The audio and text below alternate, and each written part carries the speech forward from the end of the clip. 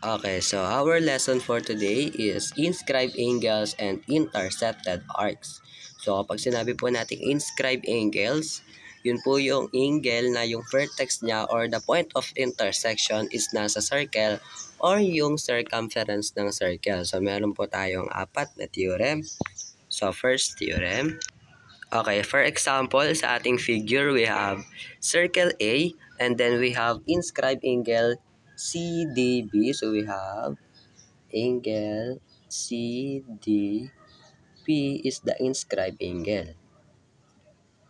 Inscribed angle. Okay. So ang ating angle CDB ang inscribed angle and ito po yung kanyang vertex, which is yung vertex niya is nasa center nasa circle, which is nasa circumference. Now, ano po yung ating tinatawag na intercepted arc? So ito po yon yung dalawang yung arc, which is arc CB, kung saan yung dalawang line or chord is tumama sa center sa circle, which is itong arc CB is the intercepted arc. Intercepted arc. Okay po. So kapag sinabi pong inscribed angle, yung kanyang vertex or the point of intersection is nasa circle, And then yung kanyang intercepted arc, which is yung dalawang line na tumama sa arc, which is itong arc CB, yun po yung kanyang intercepted arc.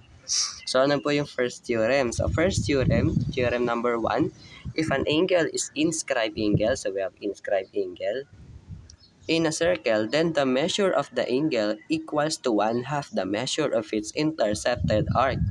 So, kunwari, ito pong measure ng ating arc CB is 120 degrees. Okay po. Kung ito po ang ating arc CB is 120 degrees, then the measure of the angle is 1/2. So, ito pong angle dito. Ito pong angle na na-form, 1/2 daw po ng kanyang intercepted arc. So kung ito pong so ang formula po dito is the angle CDB is equals to 1/2 of the arc CB. So simplify natin. So we have angle CDB is equals to 1/2. And then yung arc CB daw natin is 120 degrees. So, ano ba yung kalahati ng 120? So, that is 60 degrees. Okay po. Actually, kahit hindi mo na nga i-solve, mental math na lang. Ano ba yung kalahati ng 120? O di 60. So, yung ating angle na na-form dito is 60. So, kabaliktaran lang, kung ito ay 60 degrees, twice ng kanyang intercepted arc. So, twice yung measure ng intercepted arc. Kung ito ay 60, ito ay 120. Okay po. So, that is the first theorem. Okay, next theorem.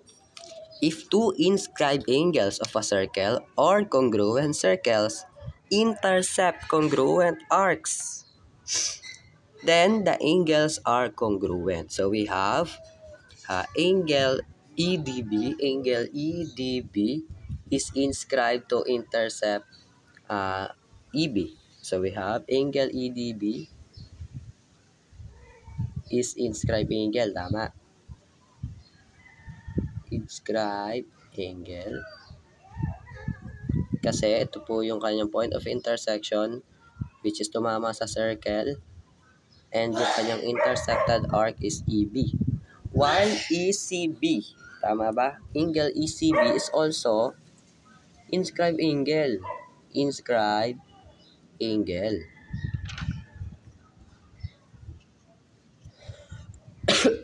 So, ito po yun. EDB is inscribed angle and ECB and inscribed angle.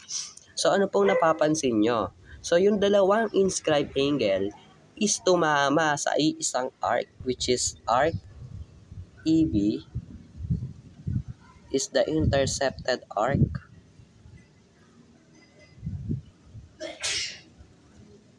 Arc of angle EDB and which is yung dalawang inscribed angle is nasa iisang intercepted arc. So, kapag ganun po yung nangyari, masasabi po natin na the two angles, ito pong dalawang angles, are congruent. Okay po?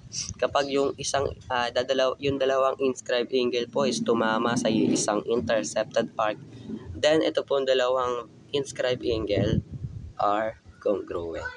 Okay po. Next theorem.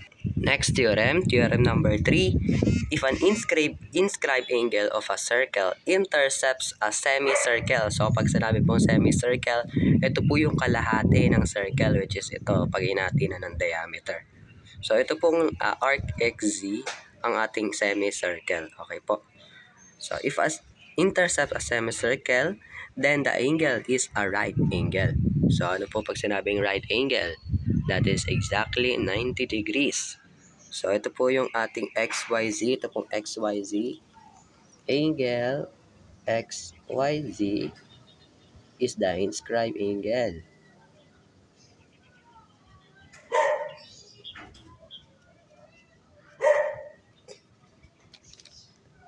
And then, if ating XZ arc XZ is a semicircle,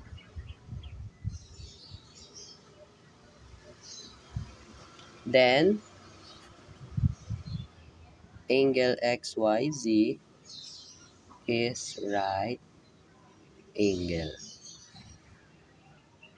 Okay po, which is yung dalawang line na is tumama sa dalawang endpoints ng diameter, which is alam naman natin na yung line XZ or arc XZ is semicircle. And then yung angle XYZ is inscribed angle. And yung inscribed angle natin, ang kanyang intercepted arc is arc XZ. But yung ating arc XZ is a semicircle. Kapag semicircle yung intercepted arc ng inscribed angle, then the angle form is right angle or exactly 90 degrees. Okay po. Last theorem. Okay, for the last theorem, if a quadrilateral is inscribed in a circle, then its opposite angles, yung katapat ng angles, are supplementary. Pag sinabi po natin supplementary, dapat yung dalawang angle pag pinag-add is nagsasum ng 180 degrees. So kung ito po is 80 degrees, yung opposite angle niya is dapat equal sa 180 degrees. So ilan na lang ba ang kulang sa 80 para mag 180? So that is 100. So meaning ito pong katapat niya is 100 degrees. Eh kung ito po is 100 degrees, ilan na lang ba ang kulang para mag 180 yung 100? So yung katapat niya lang yun ha. So that is 80 degrees. Okay po. So ganun lang. Opposite angles are supplementary. So meaning dapat kapag pinag-add yung dalawang angle is nagsasum ng 180 degrees. So, yun po yung ating inscribed angles and intercepted arc. Thank you for watching.